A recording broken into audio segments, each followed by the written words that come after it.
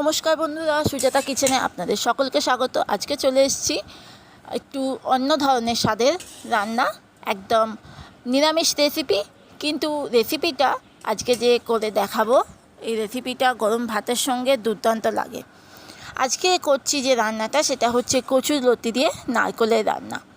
আর কচুর লতি দিয়ে কি করে নারকেল রান্না করলে কচুর লতিটা না গলবে না, একটুও কচুর লতি গোটা গোটা থাকবে আর খেতে দুর্দান্ত লাগবে।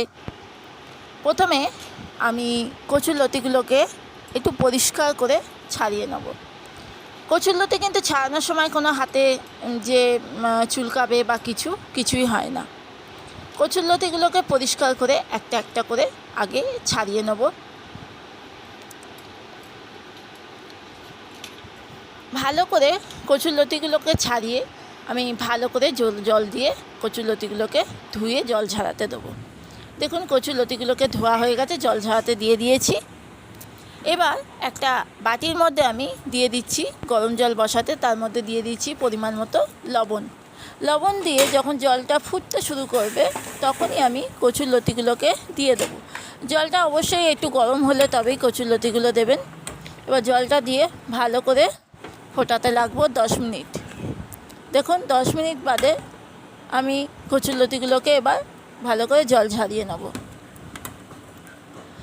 10 মিনিট হয়ে গেছে, কচুর লতিগুলোকে এবার জল ছাড়াতে দিয়ে দিচ্ছি। দেখুন, লতিগুলো একদম গোটা গোটাই আছে। এবার কড়াইয়ের মধ্যে দিয়ে দিচ্ছি সর্ষের তেল। রান্নাটা অবশ্যই সর্ষের তেলে করলে ভালো হয়। তার মধ্যে দিয়ে দিচ্ছি এখানে কালো জিরে ফোড়ন দিচ্ছি, শুকনো লঙ্কা একখানা দিয়েছি, আর তার মধ্যে দিয়ে দেবো কালো জিরে হাফ চামচ। কালো জিরে আর শুকনো লঙ্কাটির থেকে একটা সুন্দর স্মেল যখন বেরোবে, আর গ্যাসটা মিডিয়াম ফ্লেমে রেখে দিতে হবে, দিয়ে আমি এর মধ্যে দিয়ে দিচ্ছি হাফ চামচ আদা বাটাটা দিয়ে একটু তেলের মধ্যে নাড়াচাড়া করে নেব।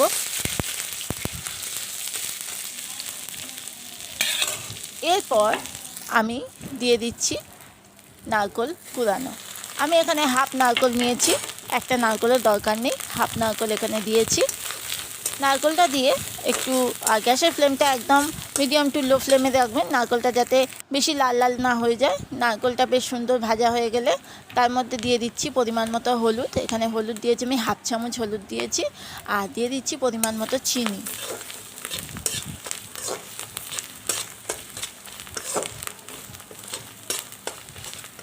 এবার যেহেতু কচুরলতিতে নুন দেওয়া আছে, তাহলে নুনটা খুব বেশি পরিমাণ দেবো না। কড়াইতে প্রথমেই আমি একটুখানি নুন দিয়েছিলাম। এবার দিয়ে দিচ্ছি সিদ্ধ করা কচুরলতিগুলোকে দিয়ে হালকা আঁচের মধ্যে হালকাভাবে নাড়াচাড়া করব।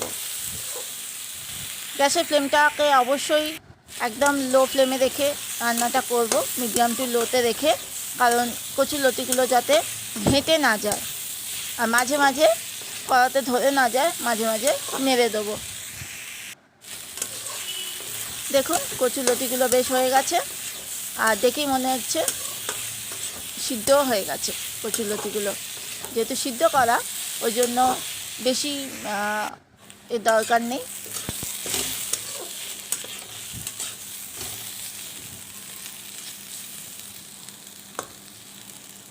দেখুন, কচুরলতিগুলো একদম ভালো সিদ্ধ আছে, কিন্তু কচুরলতিগুলো একটা গায়ে লাগবে না।